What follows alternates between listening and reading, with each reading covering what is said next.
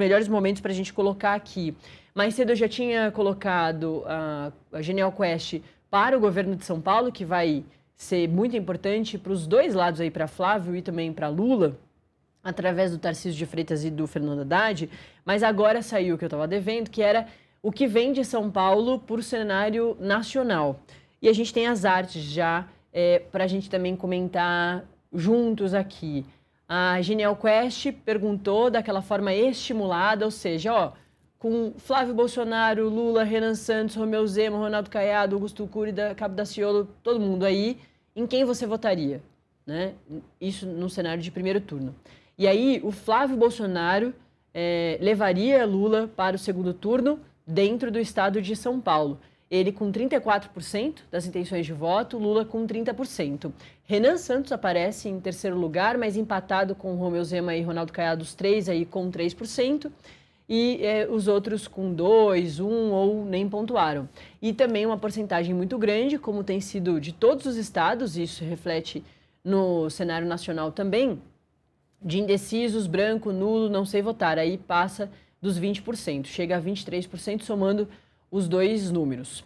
Vamos para a próxima tela, que é mais um cenário. Eles estudam, por exemplo, o cenário estimulado de segundo turno, que é quando o pesquisador chega ao pesquisado ou entrevistado e diz, olha, num cenário de Lula e Flávio, quem você votaria de segundo turno? No cenário de Lula e Ronaldo Caiado, de Lula e Romeu Zema e de Lula e Renan Santos, quais seriam os votos? No cenário com o Lula, o Flávio vitorioso, 40% e Lula 35%. Então, para São Paulo, Flávio seria o vencedor aí das eleições. Aí nos cenários sem o Flávio, então com o Lula venceria em todos, mas bem apertado. Lula e Romeu Zema primeiro, Lula 35%, Romeu Zema 33%. Depois, no cenário 3, Lula e Ronaldo Caiado, 35%, 34%. E o cenário que mais tem chamado a atenção aqui em todas essas pesquisas é do Lula com o outsider, né? Com a figura que não é a política, aí, que não, já foi governador de Minas Gerais, que já foi governador de Goiás, já foi senador, é o Renan Santos. Lula, 36%, Renan Santos, 30%. E um número de branco, nulo, não vai votar, indecisos, números muito parecidos aí. Os mais distantes são sempre no comparativo aí de Flávio e Renan Santos, no segundo turno contra o presidente Lula, que também é de se entender, porque o Renan Santos é essa figura ainda um pouco desconhecida, tem feito uma campanha muito forte nas redes sociais e vai aumentar isso quando as campanhas realmente começarem em 16 de agosto, mas num cenário em que tem um candidato mais desconhecido, o número ali de branco, nulo, aumenta entre as duas opções. As pessoas talvez não querem votar de jeito algum no Lula, mas também têm medo de votar no Santos porque não conhecem. Enfim, esses são os cenários. Então, Lula perderia apenas em um, que seria com o Flávio Bolsonaro, o Bus. Pois é um cenário para Flávio Bolsonaro muito favorável, né? Assim, porque embora seja só 5 pontos a diferença, ele tem uma maioria em São Paulo e precisa pelo menos manter o que Jair Bolsonaro fez, né?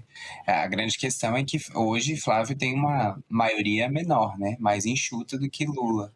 E isso é desafiador para a campanha, porque como a gente sempre cita aqui, Rio de Janeiro é um ponto de atenção para a campanha de Flávio, né? Puto ali que está Flávio ainda lidera em muitas pesquisas, mas lidera quase que no empate técnico. Então, é bastante preocupante.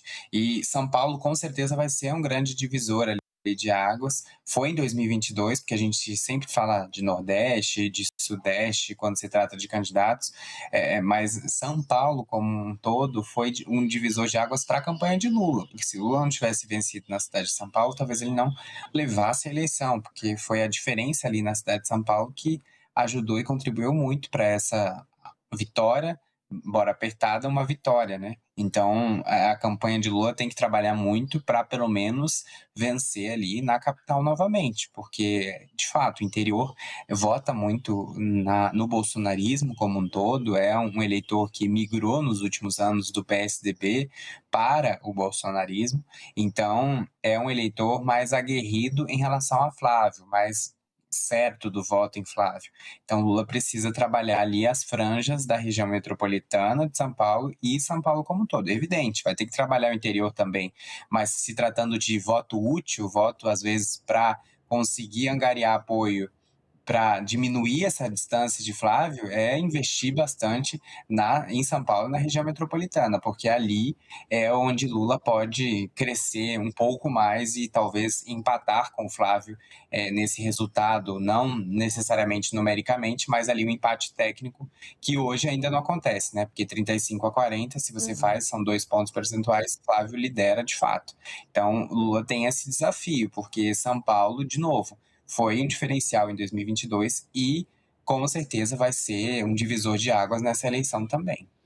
Eu preciso chamar mais um intervalinho para o pessoal que está com a gente pela TV. Daqui a pouquinho você está